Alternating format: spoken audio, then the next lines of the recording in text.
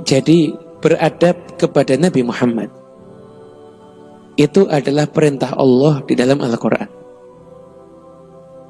Allah Subhanahu wa ta'ala berfirman, Ya ayyuhalladzina amanu la tarfa'u aswatakum fawqa sawtin nabi. Wahai orang-orang yang beriman, jangan kamu angkat suaramu melebihi suaranya Nabi. Wala tajharu lahu bil qawli kajahri ba'dzikum li ba'dzin. Dan jangan kamu terang-terangan ngomong dengan suara yang keras dan ucapan kepada Nabi Muhammad sebagaimana omonganmu dengan temanmu yang lain. Apa resikonya kalau sampai itu terjadi? Antahbata a'malukum wa antum la tash'urun. Bisa-bisa semua amalmu itu akan hangus sia-sia sedangkan kamu itu tidak sadar. Al-Quran surat Al-Hujurat ayat 2 mengajarkan untuk orang sahabat manusia-manusia mulia yang amalnya sedekahnya 1 mud, dengan sedekahnya kita bergunung-gunung kalau perlu, lebih afdal sedekahnya sahabat sekalipun hanya 1 mud. Amalnya luar biasa sahabat nih. Tapi Allah menerangkan apa? Amalnya sahabat, salatnya, puasanya, jihadnya bisa hangus sia-sia ketika sahabat itu, mohon maaf, tidak beradab kepada Nabi Muhammad dengan cara apa? Bukan menghina Nabi, bukan ngatain Nabi, akan tetapi mengangkat suaranya di atas suara Nabi Muhammad. Kalau sampai itu terjadi, maka amalnya akan sia-sia. Anda bisa bayangkan, ini khitab kepada sahabat. Amal akan sia-sia ketika sampai sahabat itu ngangkat suara melebihi suaranya Nabi Muhammad. Gimana Allah ngajarkan adab kepada para sahabat untuk memuliakan Rasulullah SAW. Sampai-sampai sebagian sahabat setelah itu, kalau ngomong di depan Nabi, Nabi sampai tanya, keraskan suaramu, keraskan suaramu.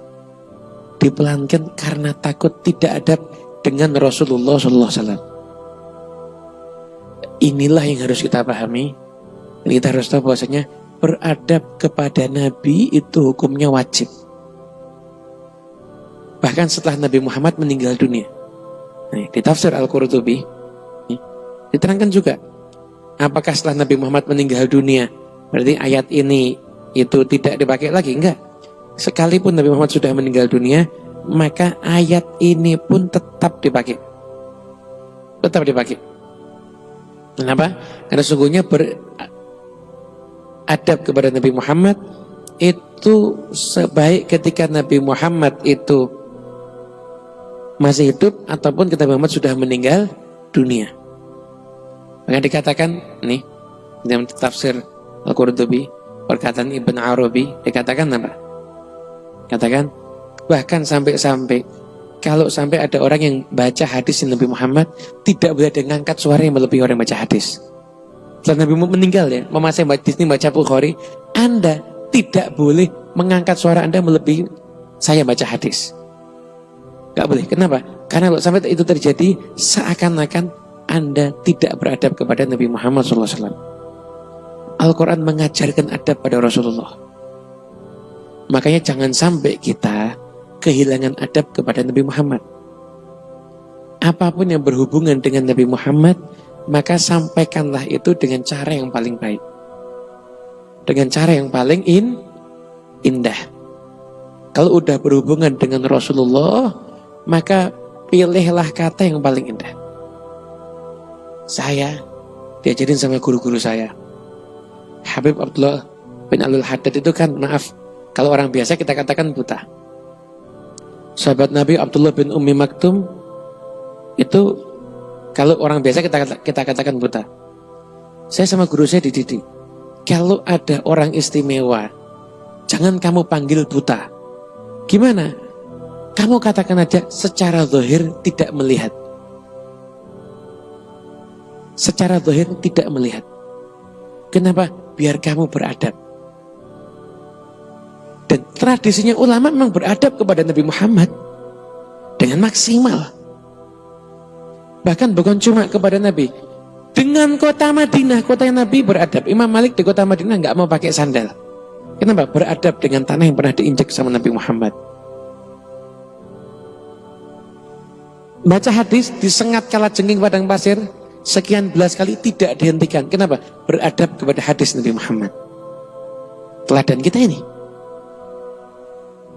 Imam Syafi'i beradab pada keluarga Nabi Muhammad. Imam Syafi'i itu kalau meriwayatkan hadis, lau saraqat Fatimatu bintu Muhammad laqata'tu yadaha. Ada hadis, seandainya Fatimah putrinya Muhammad mencuri, maka aku akan potong tangannya. Imam Syafi'i meriwayatkan hadis itu mengatakan apa? Lau saraqat Fulanah bintu Fulan laqata'tu yadaha. Kalau seandainya Fulanah bintu Fulan mencuri, akan dipotong tangannya. Tidak mau nyebut nama Siti Fatimah kalau berhubungan dengan urusan mencuri. Nabi Muhammad ngomong, ayahnya pantas. Kalau kita yang ngomong, nggak pantas, kata Imam Syafi'i. Orang bilang, ini nggak ilmiah. Justru puncaknya ilmu ketika kita bisa beradab. Bukan hanya dengan ilmu, tapi kita meninggalkan adab. Puncaknya ilmu tuh ujungnya adab. Makanya Nabi Muhammad mengislamkan orang sekian banyak, diantaranya bukan hanya karena keilmuan beliau, karena hujah beliau, tapi juga karena adab beliau. Tapi adab juga harus diiringi dengan ilmu. Makanya yuk kita sekarang beradablah kita dengan Nabi Muhammad SAW. Biasakan begitu. Biar anak-anak kita niru nanti. Adab itu soalnya nggak dipelajari di buku, jarang. Adab itu dipelajari dengan kita juga duduk sama orang yang punya adab. Kalau kita setiap hari duduk dengan orang yang baca sholawat, orang itu menangis, kita kalau baca sholawat kita juga akan nangis. Tapi kalau kita kumpul dan orang yang baca sholawat, orang itu menari, kita juga akan menari ketika dengar sholawat. Apapun saat ini yang berhubungan dengan Nabi Muhammad, kita wajib untuk beradab. Baik ketika kita di majlis atau dimanapun juga, beradablah kita dengan Nabi Muhammad SAW. Itu adalah puncaknya ilmu.